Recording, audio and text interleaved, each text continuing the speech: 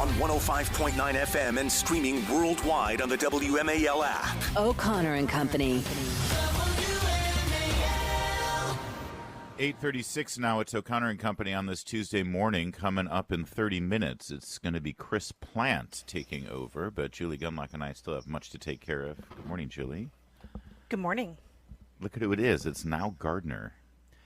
He is, of course, at Heritage Foundation, and whenever we see aides at the Margaret Thatcher, he's the former aide to Margaret Thatcher and director of the Heritage Foundation's Margaret Thatcher Center for Freedom. Sorry, I want to get that right.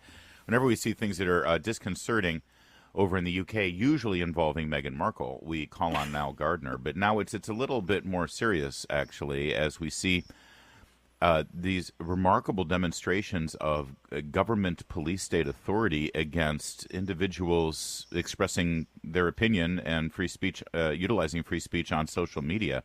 Now, thanks for joining us. It's my pleasure. Great to be here, Larry. Thank you. We recognize that the origins of this had to do with a brutal, horrible stabbing of young girls at a dance class, and there were original reports online that were erroneous that the suspect in these murders was a recently arrived migrant to England. That's not the case. This is somebody who was born of immigrant parents but was a British citizen, is my understanding.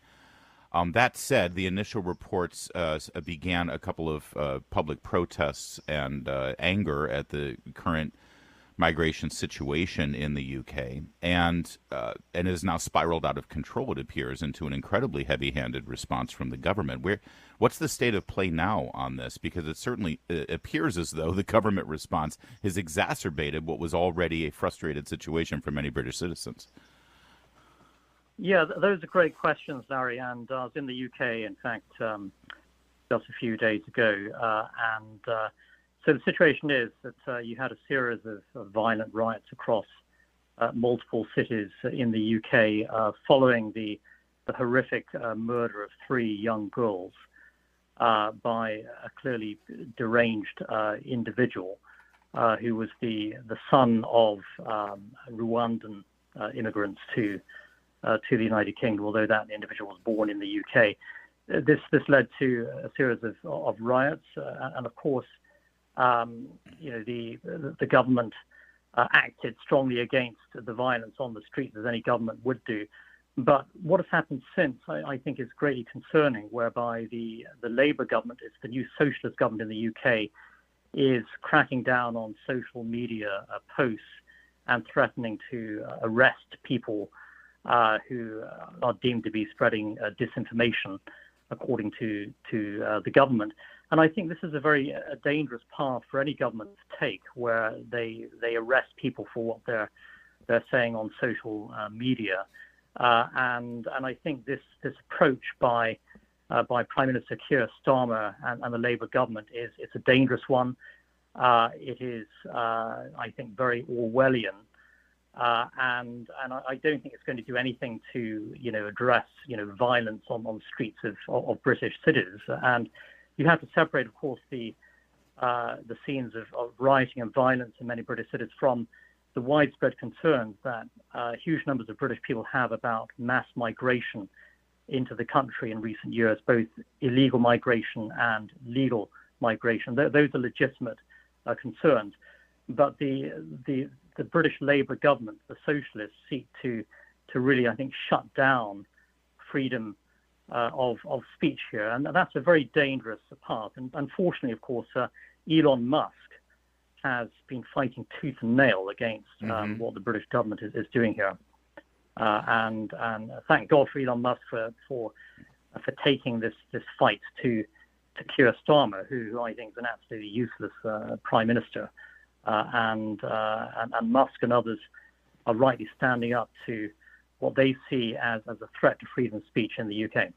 Well, now it's kind of interesting. An EU regulator actually warned Elon Musk about his conversation with Trump, sort of threatening him, saying, that you have a great responsibility and not to spread misinformation. And of course, Musk's reaction to that was hilarious. But, what is going on with the EU? Again, trying to intimidate and shut up, not just Musk, but people on that platform. Yeah, that's a great point. I'm glad you raised that. Thierry Breton is the French European Commissioner for Internal Market and Services. He put out a tweet yesterday basically threatening Musk and X with consequences if they step out of line with the interview with Donald Trump. And I think that this was a disgraceful attack upon freedom of speech, of course, but also a disgraceful attack upon U.S.